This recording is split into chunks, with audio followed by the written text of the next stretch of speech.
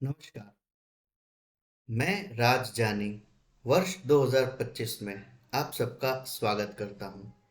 इस वीडियो में हम विस्तृत जानकारी लेंगे कि वर्ष 2025 का मकर राशि के जो जातक है उनके लिए कैसा रहेगा उनकी हेल्थ के लिए, कैसा रहेगा उनकी वेल्थ के लिए, relationship, career, money, family, stability, family में जो कोई भी डिस्प्यूट्स चल रहे हैं उस डिस्प्यूट में ये साल कैसा रहेगा।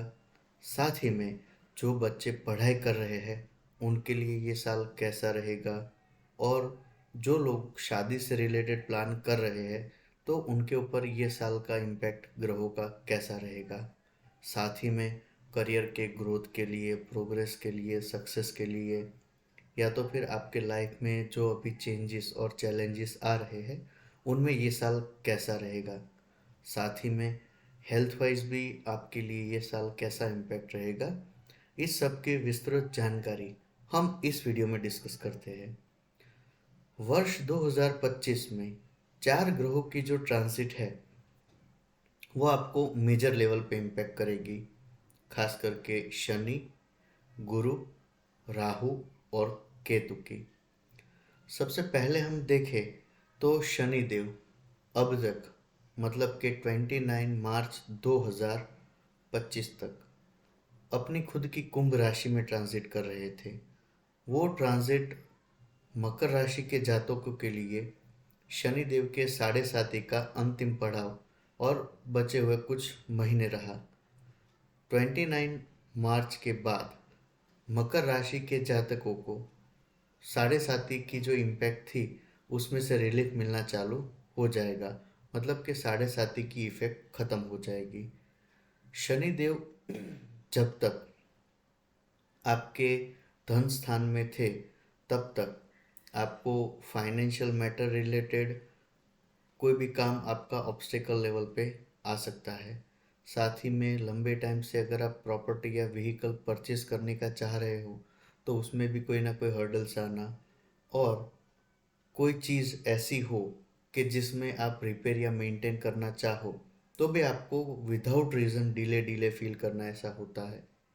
ड्यूरिंग साढ़े साथी पेरेंट्स की हेल्थ को लेके, मैरिज लाइफ के रिलेशनशिप और लीगल मैटर, तीनों चीज़ों पे शनि देव ज़्यादा इफ़ेक्ट करते हैं। और पिछले 2 ढाई सालों से आपको रिलेशनशिप में, फाइनेंस में, करियर, प्रॉपर्टी और पेरेंट्स को लेके जो भी टेंशन चल रही थी उसमें 29 मार्च के बाद शनि देव की जो ट्रांजिट ख़त्म होगी उसके बाद शनि देव धीरे धीरे फायदा देना चालू कर देंगे। 29 मार्च के बाद शनि देव आपकी कुंडली में तृतीय स्थान मतलब के पराक्रम स्थान में आएंगे। तो जो लोग स्टूडेंट्स हैं उनको स्टडी से रिलेटेड हार्डवर्क होना या फिर अपनी स्टूडेंट्स लाइफ में थोड़ी बहुत परेशानियां आ सकती है। जो लोग रिलेशनशिप में हो उनके रिलेशनशिप पे भी शनि देव की दृष्टि नेगेटिव इम्पैक्ट डाल सकती है। तो जो स्टूडेंट्स है उनको ओवर कॉन्फिडेंस से बचना है। और जो लोग रिलेशनशिप में है या मैरिज रिलेटेड प्लान कर रहे हो तो आपको कोई भी टाइप की मिसअंडरस्टैंडिंग या मिसकम्युनिकेशन से बच के आपके प्रेजेंस ऑफ माइंड और पॉजिटिव एटीट्यूड के साथ उसमें डिसीजन लेना है। शनि देव की सप्तम दृष्टि आपके भाग्य स्थान पे इफेक्ट करेगी, जो आपको हार्डवर्क करने के बाद या तो स्ट्रगल के बाद ही रिजल्ट देगा। तो आपको उसमें थोड़ा ध्यान रखना पड़ेगा। उसके बाद शनि देव की दशम दृष्टि द्वादश भाव में पड़ेगी। तो पर्सनल सजेशन के लीगल मैटर को अवॉइड करना है। लीगली अगर कोई डिस्प्यूटेबल मैटर हो तो आप उसको स्किप करो, नहीं तो फिर ये लंबे टाइम तक खींच सकती है। शनिदेव कोई भी प्रॉब्लम का सल्यूशन जल्दी या तो इजीली नहीं देते। तो चीज़ें कॉम्प्लिकेटेड हो उससे बेटर है कि लीगल मैटर से बचना है। किसी की गारंटी लेना, रिस्पॉन्सिबिलिटीज़ लेना या एश्योरेंस लेना शनिदेव आपको इफ़ेक्ट करके प्रॉब्लम दे सकते हैं, तो उसमें ध्यान रखना है। उसके बाद हम डिस्कस करते हैं गुरुदेव का। गुरुदेव जो है वो 14 मई को राशि चेंज करके मतलब कि अब तक आपकी कुंडली में पंचम स्थान में ट्रांजिट कर रहे थे, वहां से छठा स्थान रोग और ऋण और शत्रु के स्थान पे ट्रांजिट करेंगे। गुरुदेव जब तक पंचम स्थान पे थे, तब तक जो लोग हायर एजुकेशन से रिलेटेड प्लानिंग करते हो, उनके लिए हायर एजुकेशन, कहीं ना कहीं आपको आध्यात्मिकता आपके अंदर गुरुदेव देते हैं, और सच्चा डिसीजन लेने की शक्ति, ये सारे फैक्टर गुरुदेव आपको देते थे। और उनकी इफेक्ट और ब्लेसिंग ऑलवेज रहेगी ही। बट 14 मई के बाद गुरुदेव आपके छठे स्थान पे आएंगे, तो आपको गैस्ट्रिक प्रॉब्लम और हेल्थ का थोड़ा ध्यान रखना है। साथ ही में अगर करियर में आप कुछ चेंज और चैलेंजेस एक्सेप्ट करने का प्लान कर रहे हो, तो जॉब सिक्योरिटी को प्रायोरिटी देके फिर आपको करना है। शायद आपके हार्डवर्क के बाद आपको इस पर्टिकुलर टाइम पे प्रमोशन मिलना, या फिर कुछ फाइनेंशियल बेनिफिट भी गुरुदेव जाते जाते दे के जाएंगे। तो ये साल आपके लिए इन जनरल गुरुदेव की ब्लेसिंग आपके नॉलेज पॉइंट ऑफ व्यू से, करियर पॉइंट ऑफ व्यू से अच्छे से इफेक्ट करेगा। उसके बाद हम बात करते हैं राहु और केतु की। राहु और केतु अब तक आपके तीसरे और भाग्य स्थान में नवम भाव में ट्रांजिट कर रहे थे। तो राहु और केतु की जो ट्रांजिट है, वो आपको सेकंड और 8th हाउस पे इफेक्ट करेगी। मतलब कि आपके धन भाव में 18 मई के बाद राहु और केतु की ट्रांजिट दूसरे और अष्टम भाव पे रहेगी। तो आपको अभी से आपके जितने भी फाइनेंशियल प्लानिंग है या जो भी प्रोविजन है, उसको पॉजिटिवली मेंटेन रखना है। मेक श्योर ये करना है कि आप किसी से उधारी का पैसा ले भी नहीं, या तो आप दे भी नहीं। अगर आपको लगे कि कोई भी चीज़ लीगली आपको प्रॉब्लम कर सकती है, तो ऐसे फाइनेंशियल कमिटमेंट से आपको बचना है। सेकंड हाउस में राहु और केतु की जो ट्रांजिट इफेक्ट करे, उससे डेंटल पेन रिलेटेड और साथ ही जेनिटल पार्ट्स, या तो फिर पर्सनल जो आपके फिजिकल रिलेशनशिप की लाइफ हो, उसमें भी शनि देव की इफेक्ट आपको देती है। और राहु केतु की जो ट्रांजिट है, वो उसमें ऐड ऑन करती है।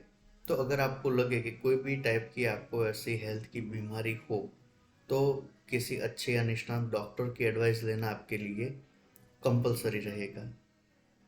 18 मई से पहले का जो फेज़ है, उसमें अगर आपको फैमिली में कोई डिस्प्यूट चल रहे थे, तो उसको आपको रिजॉल्व कर लेना है म्यूचुअली कंसर्न के साथ, या तो किसी को इन्वॉल्व करके।